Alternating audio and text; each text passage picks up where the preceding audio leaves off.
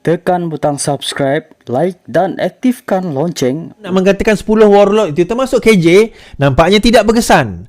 Walaupun KJ disisihkan daripada UMNO, tetapi nampak gaya Johari Gani tak begitu menyisihkan KJ.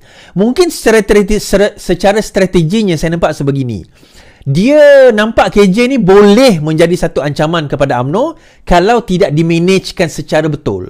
Jadi caranya dia contohnya offer kerja di dalam mana Hot FM. Tuan-tuan betul ke saya kalau saya tersilap, Hot FM ni adalah milik Media Prima. Media Prima shareholder terbesarnya ada Johari Gani. Dan dalam program bersama dengan PMX itu Johari Gani ada dekat situ bersama dengan KJ. Jadi daripada situ kita nampak bahawa saya nampak effort Johari Gani ni adalah untuk memastikan kalaupun KJ tidak bersama dengan kerajaan perpaduan ini, pastikan bahawa KJ tidak bersama dengan bersama dengan pembangkang di Perikatan Nasional. Itu saya nampak strategi demikian. And it works. Kan dia berkesan. Kalau bayangkan kalau KJ tak bersama dengan mereka di Perikatan Nasional, isunya di Selangor atau Negeri Sembilan dia nak tonjolkan siapa.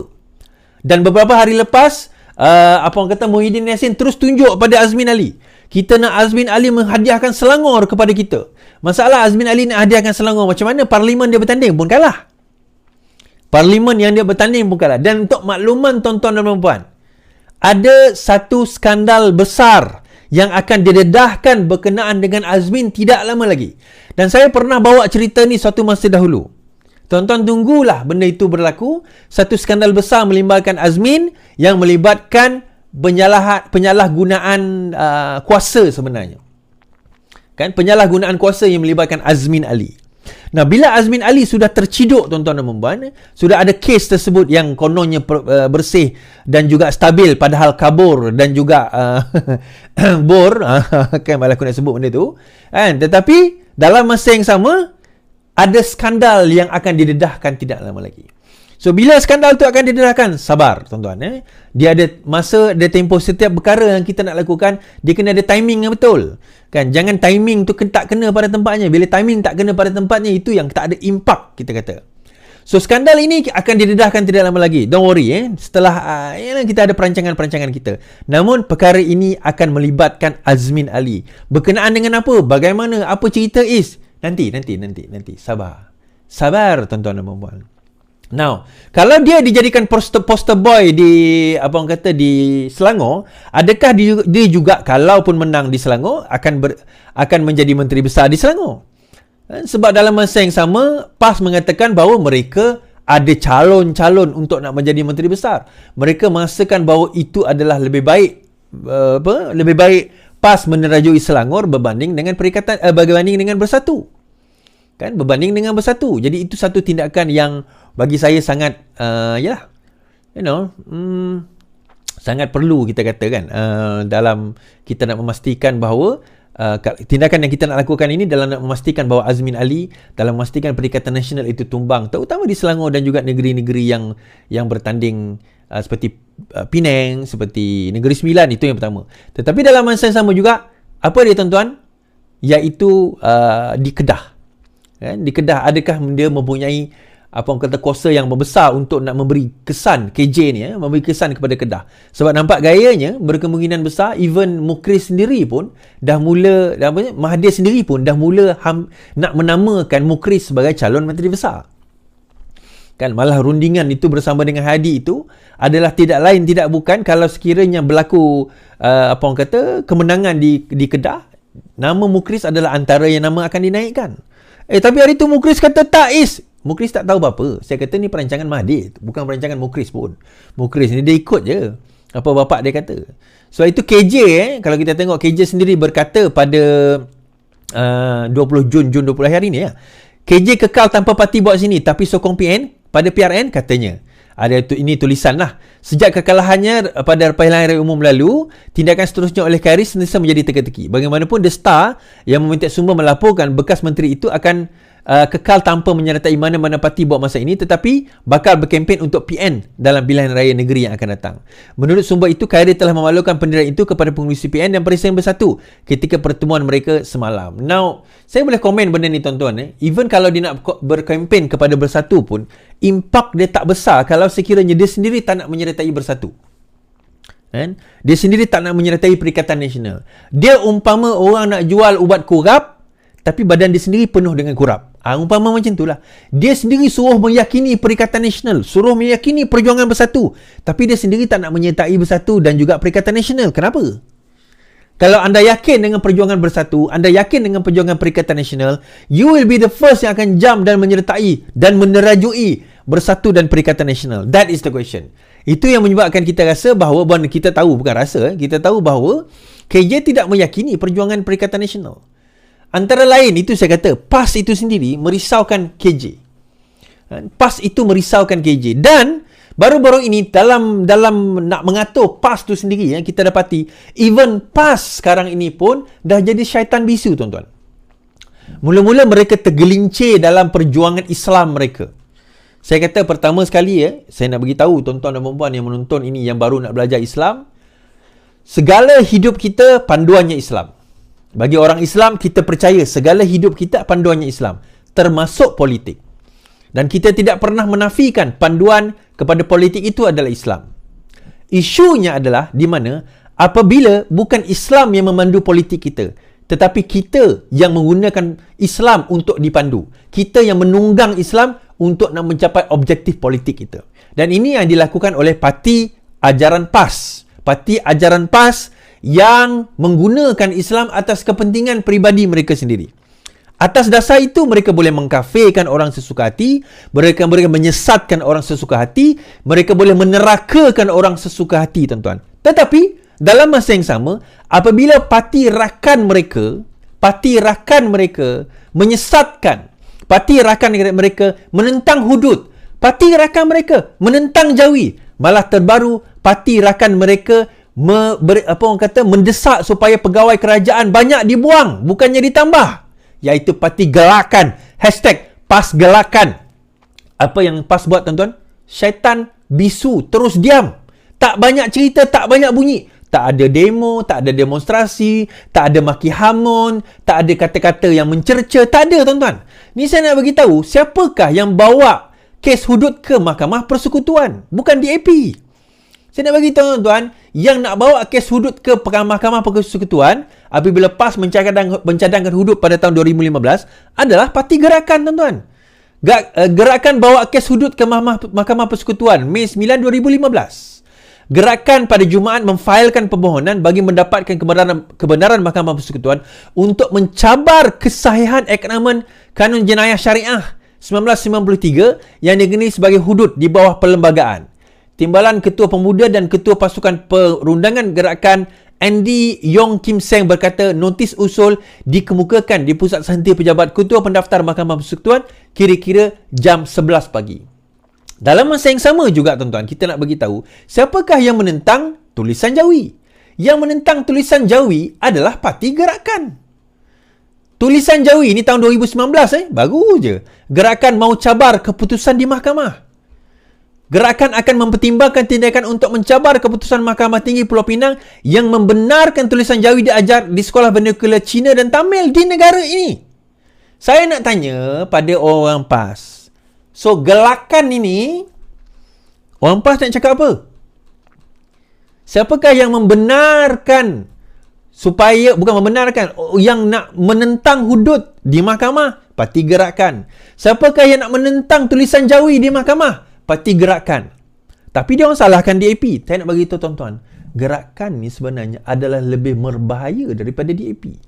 Malah DAP tu sebenarnya, kalau tuan-tuan kenal, sebab itu kami boleh bertahan lama dengan DAP, sebab kami kenal mereka. Yang dok main sentimen DAP dulu, berjaya main sentimen DAP ni adalah, dulu antaranya adalah UMNO. UMNO yang berjaya nak kenakan DAP, lepas tu PAS sambut.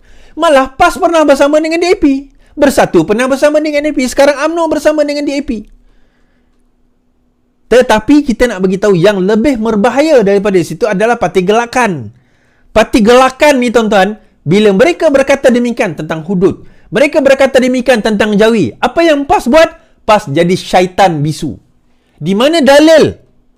Di mana hujah? Di mana kononnya nak mempertahankan agama dan bangsa, tuan-tuan? Dekat mana? Tak ada. Tidak ada langsung kedengaran suara-suara orang kata apa, PAS untuk apa orang kata, ya, untuk nak menentang perkara ini. Jadi akhirnya gerakan akan jadi satu bebanan kepada PAS, terutama PAS yang nak bertanding di Kedah. Pulau Pinang memang dia orang rasa out dah tak boleh. Tapi gerakan akan jadi satu bebanan kepada PAS untuk bertanding di Kedah. Kenapa pula? Cerita dia macam ni. Gerakan, suka atau tidak, akan membawa satu naratif bahawa sekarang ini mereka akan menentang apa saja yang PAS nak bawa. PAS tak boleh nafikan. Dia kata, oh tak ada, kita dah tundukkan gerakan. Baru-baru ini, tuan-tuan, saya nak cerita, siapa yang nak buang penjawat awam? Parti Gerakan. Yang nak kurangkan penjawat awam, suruh Anwar Ibrahim pecat mereka, siapa, tuan-tuan? Parti Gerakan. Siapa yang tak berbunyi dan bersuara? PAS. Bersatu saya tak kisahlah, dia tak bertanding di banyak kawasan, banyak negeri kan, dia bertanding kat kawasan yang lain lah. Tetapi yang konon memperjuangkan ini PAS, mana dia? Di manakah suara mereka dalam keadaan ini berlaku, tuan-tuan? Ada dia ada cakap macam ni. Tak ada. Adalah suara-suara sumbang kecil pemimpin mereka. Di mana pergi pemimpin kononnya buat proklamasi Melayu? Di mana mereka? Tuan-tuan, saya nak bagi tahu, majoriti penjawat awam adalah orang Melayu. Di manakah Hadi, di manakah Mahathir yang menandatangani proklamasi Melayu itu? Di manakah mereka? Di manakah mereka? Sebab itu saya kata, pilihan raya kali ini, dia bukan milik PN. Jangan PN rasa selesa, Perikatan Nasional rasa selesa. Jangan PAS rasa selesa. Malah satu artikel kalau ditulis hari ini, Kedah jadi kubu baru, PN, atau sokongan beralih sekali lagi. Perikatan Nasional akan menang besar di Kedah dalam PRU 15 apabila meraih 14 daripada 15 kerusi parlimen. Ia membawa kepada tanggapan PN akan sekali lagi menang di negeri itu dalam PRN yang akan datang. Namun, Kedah memiliki sejarah mengalami perubahan pentadbiran. Sejak 2008, pengundi Kedah memberi kemenangan kepada 3 kerajaan berbeza, Pakatan Rakyat, BN dan PH. Kini, perhatian terarah kepada sama ada mereka akan sekali lagi memberi kemenangan kepada PN yang pada mula mentadbir pada 2020 melalui tebuk atap. Namun data PRU 2022 yang dibeli daripada SPR memberikan petunjuk berkenaan takat sokongan PN mutakhir ini. Dalam PRU itu ada 14 kerusi di Dun Kedah di mana PN meraih lebih daripada 60% undi. Nilai ambang yang sering digunakan bagi menentukan kerusi tersebut sebagai sangat selamat. Nah, kalau kita tengok daripada prestasi PN di Kedah mengikut pecahan undi kurang daripada 50%, 9 kerusi. 50 ke 50%, 7 kerusi. 56 ke 60%, 6 kerusi. Lebih daripada 6%, 14 kerusi. Nah, kalau kita campur lebih daripada 56%, lebih daripada 6%, hanya 14 kerusi. Kalau kita tengok daripada sini 56 ke 60%, selamat, okeylah 20 kerusi. Maksudnya kalau 9 campur 7 ada 16, 20 kerusi dianggap selamat, so ada 16 dianggap tidak selamat. Nah, ini berdasarkan kiraan, berdasarkan kepada PRU. Namun begitu, kita tahu PRU dan PRN adalah dua konteks yang sangat berbeza. Itu yang pertama. Yang kedua, kita kena tengok bahawa pertembungan yang catatan itu berdasarkan kepada pertembungan 3 penjuru. Kali ini pertembungannya adalah 2 penjuru. Of course, kita tak boleh campur undi PH dan BN dengan sekaligus. Kita tak boleh. Tetapi dalam masa yang sama, kita kena faham sentimen pertama ini, okey, kita ambil beberapa sentimen. Pertama, ini PRU ini PRN bukan PRU. Kedua, mereka sudah kekurangan dana. Okey. Ketiga, kita boleh katakan ini pertembungan 2 penjuru, bukan 3 penjuru. So, advantage dia kepada siapa? Itu satu persoalan besar. Keempat, kita jangan nafikan bahawa rakyat lebih cenderung memilih kerajaan yang mentadbir berbanding pembangkang. Itu faktor keempat. Dan faktor kelima, tak boleh juga dinafikan aura PMX yang ada sekarang ini mentadbir lebih daripada 7 bulan ini. Jadi disebabkan oleh keadaan itulah, maka mereka mula memainkan sentimen. Saya bagi sentimen yang pertama, bila Muhyiddin Yassin kata, kita boleh menang di 20 kerusi dengan mudah. Kita boleh buat itu. Kita boleh buat ini. Malah baru-baru ini, kalau kita tengok catatan ni, tak mustahil. Ini hari ini, kerajaan Anwar tumbang lepas PRN, kata Tuan Ibrahim. Cerita lagi. Timbalan Presiden PAS Tuan Ibrahim Tuanman menjangkakan PRN yang membabitkan 6 negeri ini tidak lama lagi mampu mengugat kerajaan pusat pimpinan Anwar Ibrahim. Katanya PRN kali ini amat unik dan boleh menggugat kerajaan Perikatan Nasional yang ditunjang oleh PAS dan Bersatu memperoleh kemenangan di 5 daripada 6 negeri. Katanya jika tidak kita dapat pertahankan Kelantan, Terengganu, Kedah dan Tawan Selangor Negeri Sembilan, insya-Allah kerajaan pusat akan tergugat dan tidak mustahil akan jatuh. Tuan Ibrahim berkata dalam satu ceramah beliau lah. Now, isu dia adalah Tuan Ibrahim ni dia bercakap berlandaskan apa? Kan? Dia bercakap berlandaskan apa? So, daripada komentar tersebut, kita dengar apa orang kata, komentar Rafizi Ramli berkenaan dengan perkara tersebut. Komentar Rafizi Ramli berkenaan dengan perkara tersebut. Baik.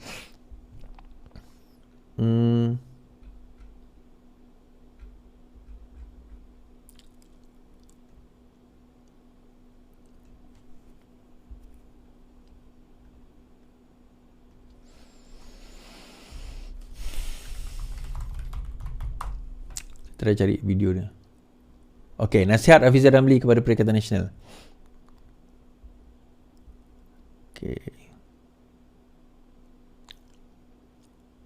Dan saya akan komen tentang nasihat ini kejap.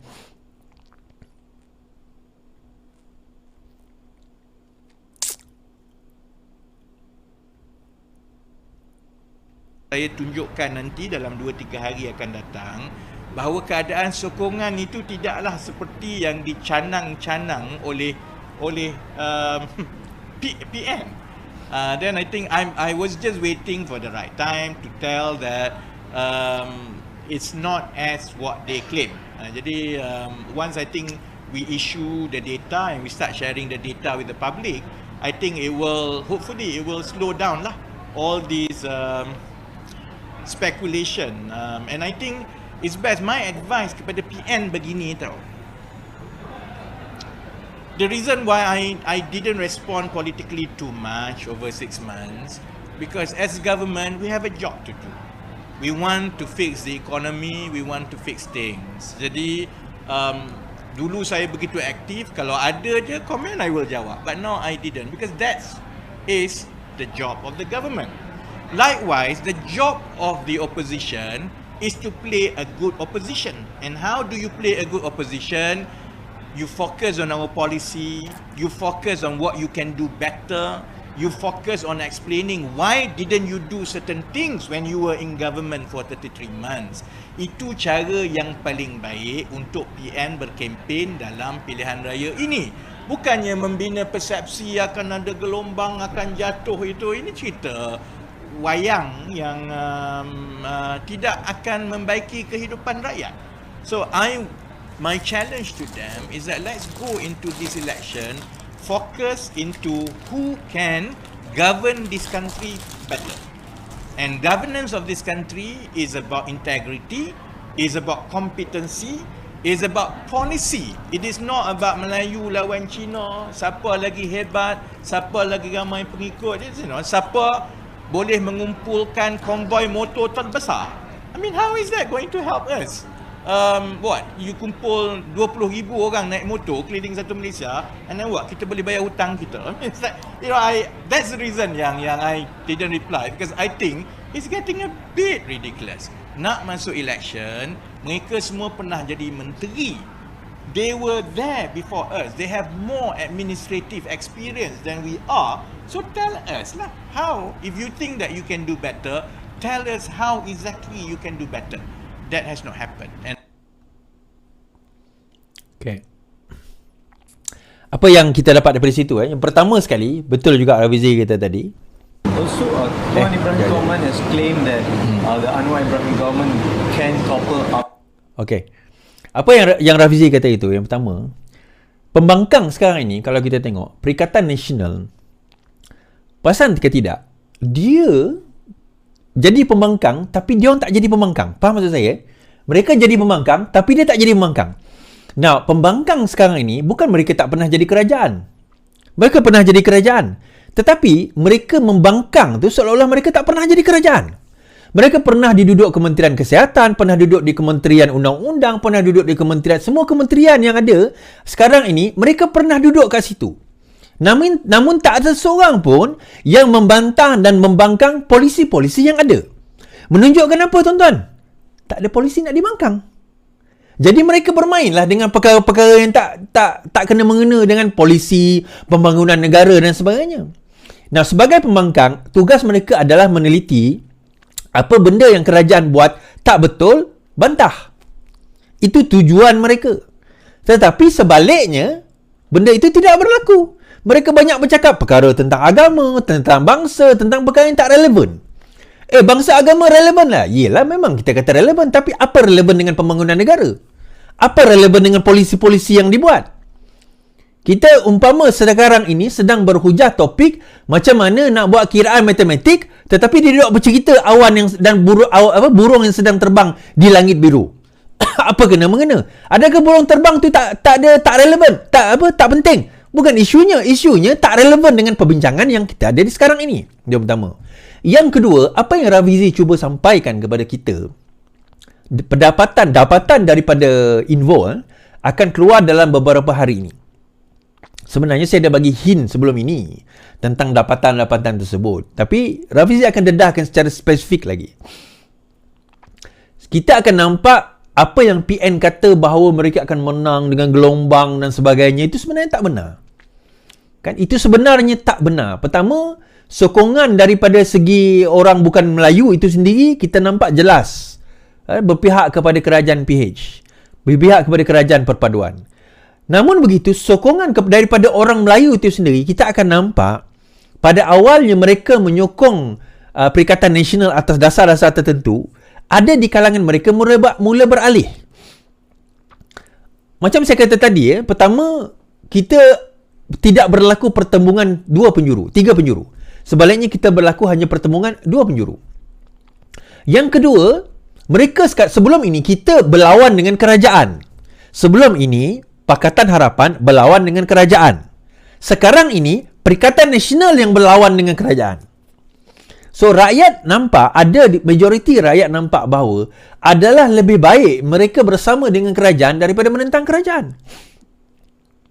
Itu yang nampaknya, rakyat dah mula sedar bahawa kita sekarang, dia persoalan je, tuan-tuan. Tak cukup apa yang dibawa oleh Perikatan Nasional untuk mengatakan bahawa kerajaan PMX ini gagal. Tak cukup. Mereka cuba bawa sentimen tu, tapi tak carry weight. Tak carry weight. Sentimen nak kata bahawa kerajaan ini gagal tak carry weight, tuan-tuan. Mereka kata gagal.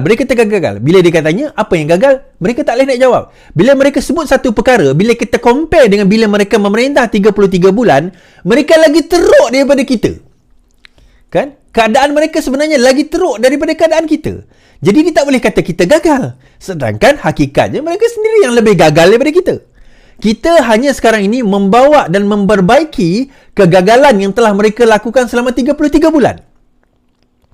So kerajaan ini dilihat nampak telah berjaya memperbaiki kegagalan yang mereka telah lakukan selama 33 bulan yang mereka tak mampu nak lakukan.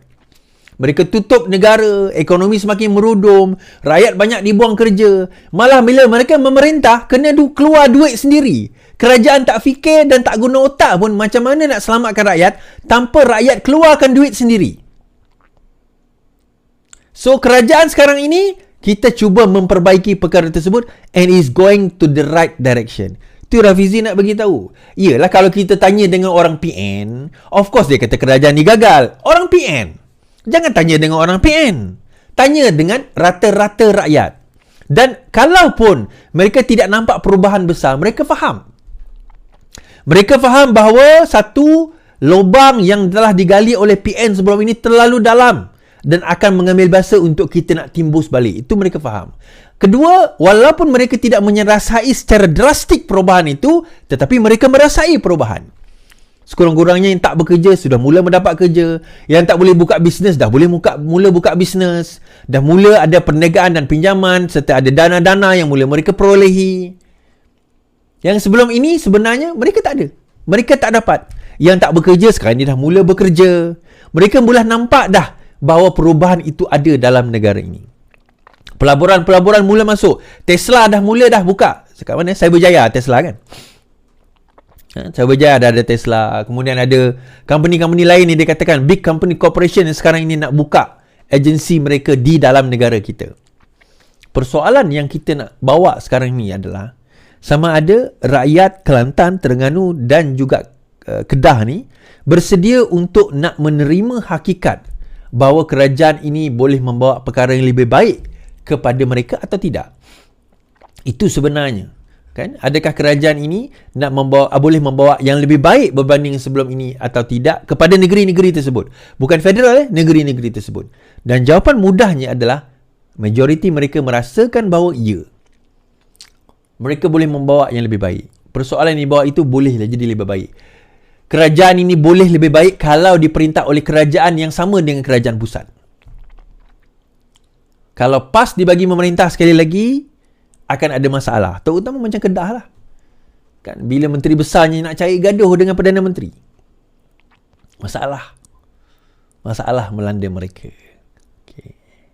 Alright. So, tuan-tuan fikirlah sendiri insyaAllah. Macam saya kata tadi, weekend ini saya akan berada di Kelantan, Kota Baru Kelantan. Dan di Terengganu saya akan ada di Kuala Terengganu. InsyaAllah Kuala Terengganu tu mungkin saya nak buat satu makan tengah hari lah. Bukanlah tengah hari, kita jumpa lah. Nanti saya akan announce tempat dia. Siapa yang free, jom kita join. Sekian daripada saya. Selamat malam, selamat beristirahat. Yang penting, lawan. Tetap lawan. Assalamualaikum.